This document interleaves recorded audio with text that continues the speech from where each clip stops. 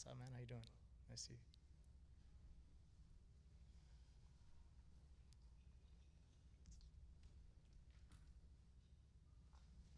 Welcome back to Chicago, Sergio. Do you see this fight with Stots as a number one contender type of fight to take on the tournament winner? He mentioned that the winner of you guys should face the winner of the tournament.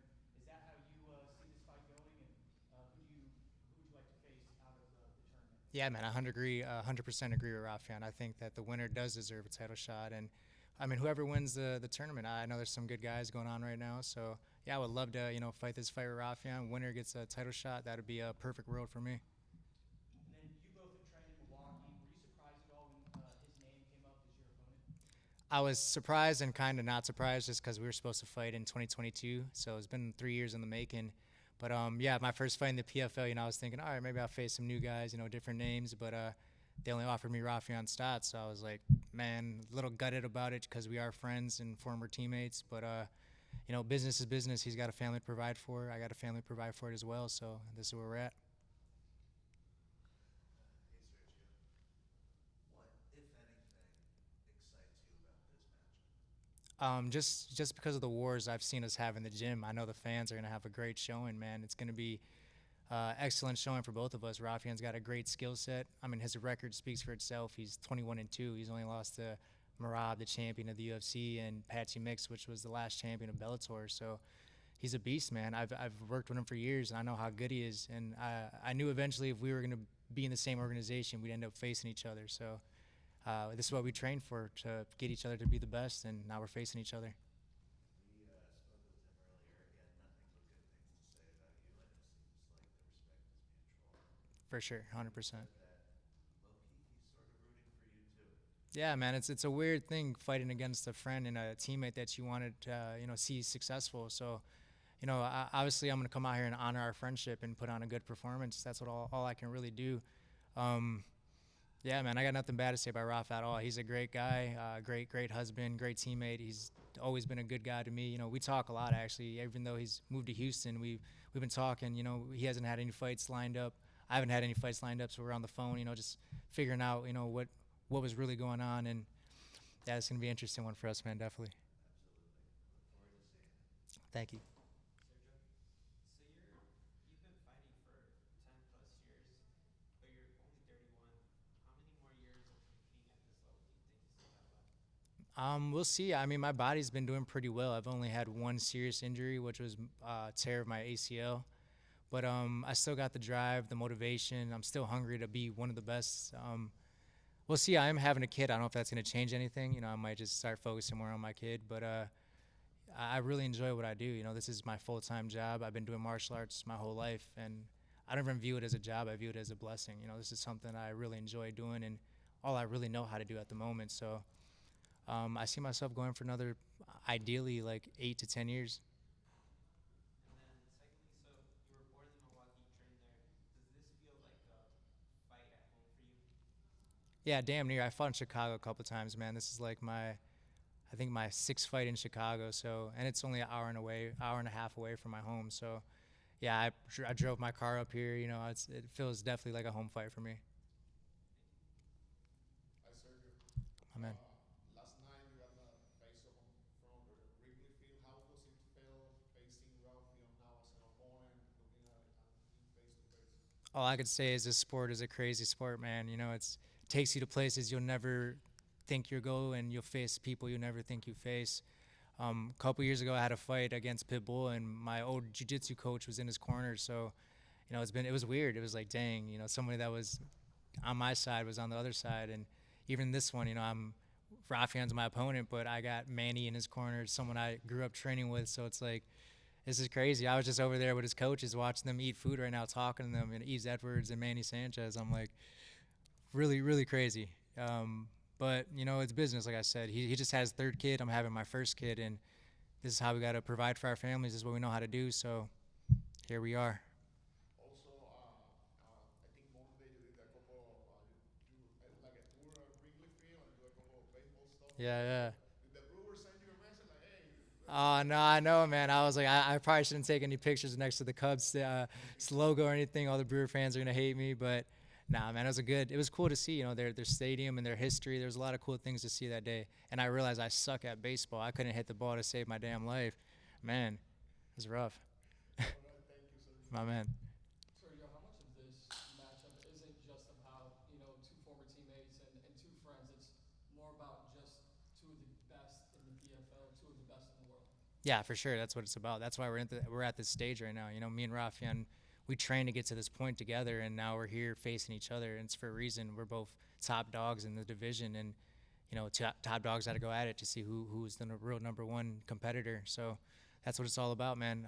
Competition and currency. There's a Drake song that talks about that. I'm like, that's what literally it's about. Competition and currency.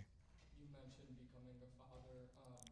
Your family, you and your brother's stories, well known. Can you just talk about the, I guess, level of significance, that you've had now becoming a father? Oh man, it's changed my life a lot. Outside of not having a kid, I was doing some pretty dumb things throughout my career. I was smoking a lot of weed throughout my whole career, and once I found out I was having a kid, I cleaned everything up. I sobered up, kind of got on my stuff. Made sure that everything was just set for my kid to be having a good life. That's all I really care about. I didn't have my father. He passed away when I was 10 years old. He was murdered, so I want to make sure that I'm there for my kid, and make sure that I'm able to provide and spend time with him and just put him in the right direction and the right path. Thank you. What would over Fabian Stots, obviously former teammate of yours, where would that rank in terms of just all your career highlights that you've had over the last decade? Because I feel like it would rank pretty close to right up there. Wouldn't you say so? 100%.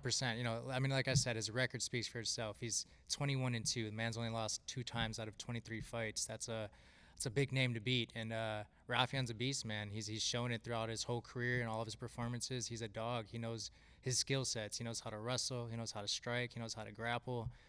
Win over him would mean a lot, And it does suck. He's my former teammate, but I'm sure the same thing for him, man. A win over me means a lot to him as well. So that's where we're at, man. That's part of our sport and part of our job. For sure, man. Best of luck on Friday. Thank you. I appreciate you. Thank you. Andrew.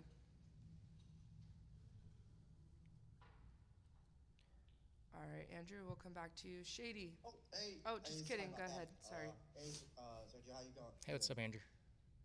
This is Andrew of MMA Sucker, by the way. So yeah, I want to ask. You are coming to this fight on a 2-fight MMA losing streak. Yep. I'm curious to know what do you account for that losing streak in those fights? Was there something in training? Did you come in injured? Is there anything you could just say about those 2 fights? Yeah, man. The ups and downs of the MMA career, it's hard to stay perfect in the sport, and I've never been a perfect human being or a perfect fighter. So against Patchy Mix, I'm not going to lie, I had a lot of injuries going into that fight. And, not taking anything away from Patchy. He went out there and submitted me. But I went into that fight definitely not in the right mindset and not in the right just physical capabilities. The Horiguchi fight, I went out there healthy. Horiguchi just went out there and wrestled me and held me down. I did fight in a ring, too. I fought in Japan, so there was definitely some different, I had to travel a little bit further. Fighting in the ring, MMA is a little different, but not taking away from any of their wins. They beat me fair and square. But I faced a lot of adversity. I was Patchy Mix is way bigger than me. He's like 6 foot. I was like 5'6". So there's, I could make up a whole bunch of excuses, but I'm just not a perfect man. I'm not a perfect fighter, and I just have ups and downs in my career and in my life, and I wasn't focused on the right things at those times, and I learned and paid the price. Gotcha. And my last question, speaking of Patchy Mix, just as UFC debut, lost to many people's surprises. I'm curious to know if you watched a fight, and if so, what did you think of how he fought? I think he took the fight on short notice, if I'm not mistaken. Like, he had a 3-week camp. He had to make weight, so he probably had to cut a lot of weight to prep for that fight. Not only that, Mario Bautista's a dog. He's on a 7-fight win streak, just as Patchy was. So he's a top dog over there as well, man. Going to the UFC, it's different, like the lights, the cameras, just the feel in general. It's a little bit more anxiety, so I could see it in his performance for sure. He wasn't his full self, but I think he just got to get his groove over there and get comfy. Once he does, he'll be the Patchy Mix that we saw over in Bellator. Shady.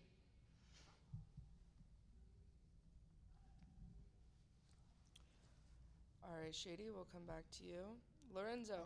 Oh, go ahead, Am I good Shady. now? Yep, go ahead. Oh, sorry about that, folks. Sergio, Shady of Shade with MMA Dungeon. How you doing, sir? What's up, my man? How you doing? Doing all right, doing all right. You're a former defending champion who's fought on some of the biggest stages. You spoke about some of them, Ryzen, Bellator, UFC. Now you're making a PFL debut. As someone who's been a huge fan of the Anthony Pettis fighting championship shows, I'm curious, has there ever been a discussion of having you put on a performance under your brother's promotion? Because I'd imagine it would be fireworks if so.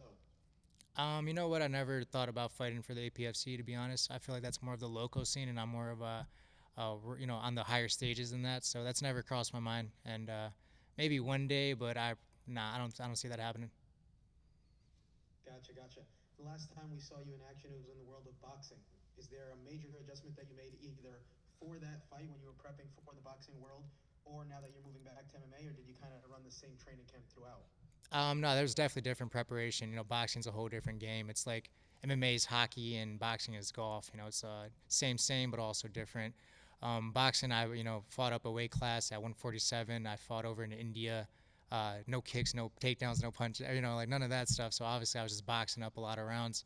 For this fight, obviously, I'm going against a wrestler and a grappler. So I've been getting back to the MMA road. Getting back into a cage and back to where I belong. I grew up in the cage, so. Yeah, I'm not a big fan of the ring, to be honest. Boxing was cool though. I had a good time. I did have a good time. Very cool. Thank you, sir. Best of luck Friday. Thank you. I appreciate you. Lorenzo. Sergio, thank you for taking the time with us. Oh, man. Losses are never easy, but they do present a unique opportunity for reflection and for improvement. Can you talk a little bit about how your game and maybe more importantly, how your mind has evolved over the past couple of years? Yeah, for sure, man. Honestly, I've always said that throughout my career. I learned more from my losses than my wins, and my losses always have changed me for the better. I've had a 2-fight losing streak before, and after that, I went on a 6-fight win streak. So you definitely got time to reflect. Change the things you need to change and face the adversity of losing. Nobody likes to lose, and having 3 losses in a row would definitely suck. But I've already lost 7 times. There's nothing really left for me to lose. There's only stuff for me to gain. So that's my mentality going into this fight. Win or lose, I'm gonna go out there and have a great time, get back to what I love to do, and put on a performance of a lifetime. And that leads me to my closer here. I think it's only fitting that I'll ask you the same question I asked Raufeon earlier. This has all the makings to be a fight of the night contender.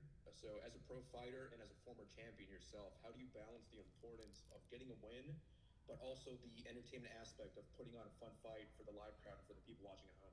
For sure. I think over my past years, I've really played the fight safe, and it's kind of bit me in the butt. So I'm gonna go out there and put on a show. Do what I love to do. I like the spin kicks. I like to keep the fight standing, switch up my stances, do some taekwondo flashy moves. So definitely gonna go out there, try to win with that style, and put on a performance for everybody to see, and that everybody wants to tune into this fight. It's always a pleasure to watch you fight. This looks like it's going to be a fun one, so I cannot wait. Thanks again. Thank you, man. Appreciate you. All right, Mills, wrap us up. What's going on, Sergio? What's going on, man? It's MMA Locker Room, part of Pop Sports Radio. How you feeling? Feeling good, man. Got a couple more hours till I get to weigh in, so I'm gonna be feeling a lot better here soon. Got it, man. You came into the promotion, just at will, 5-fight win streak. Became the champ and everything like that. Can you talk about how it felt to have the actual promotion backing you when you first came over to Bellator, and how the promotion is still giving you that spotlight and this opportunity? Yeah, for sure, man. I've had a great time over at Bellator. It was a great switch. I went from the UFC to Bellator, and nothing really changed, man. It was cool to be on a stage and fighting some of the top tier fighters and getting to that belt. And now I'm over here in the PFL world doing the exact same thing, fighting top fighters, Raufeon, Stots, and hopefully get a title shot after this. So it feels good to have the company behind me and just put on for the company as well. I want to show there's some great fighters over here in the PFL world. And then looking at Super Stots, out of all your opponents, who would you say that he compares mostly to? Would you compare it to maybe Juan Archuleta, Brandon Moreno, or any of your other fighters? Man, I feel like Raufeon's his own thing. He definitely is going to try to take me down and do what a lot of the other fighters have tried to do to me. But Raufeon has a full skill set. He can kick, he could box, he could keep the fight standing, he can grapple. So it's a whole different ballpark. Raufeon's a beast. Got it. And last one for me, man. I feel like your big brother, Anthony Pettis, doesn't get that spotlight that he deserves. A lot of people don't remember those Showtime days, man. But I know if your bigger brother was on the fight stage right now, he would be talking about you and clamoring about you.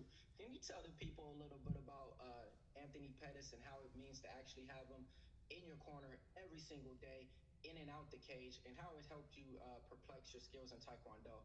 Yeah, man, it's been awesome. My brother's always been one of my big role models. He was a killer, dude. He still is a killer. He can, had his first Showtime kick in the world, highlights in the UFC, champion in the UFC at a young age. He was like 26 when he got the belt on the Wheaties box. Definitely a future Hall of Famer over in the UFC. Beast, man. Honestly, he's taught me so much from inside of the sport to outside the sport, and I'm blessed to have him as a brother. Got it, man. Yeah, you guys are really pioneers, man. That's one thing I talk about. Was champion, has his own fighting organization. He backs all of his fighters that fight from Rufus Sport. I'm talking about betting on Gerald Marshall when he was a big underdog. So, man, I love to see how you guys stick together as a fam. Can't wait to see you guys fight this Friday. My man, thank you so much. I appreciate you. All right, Sergio, that was all for today. Awesome. Thank you. Appreciate Thank you so much. Appreciate your time. And guys, that concludes our virtual media day for Chicago. We will see you in about a month for all the finals ones. So be on the lookout for those. Thanks for joining. Have a good day, y'all.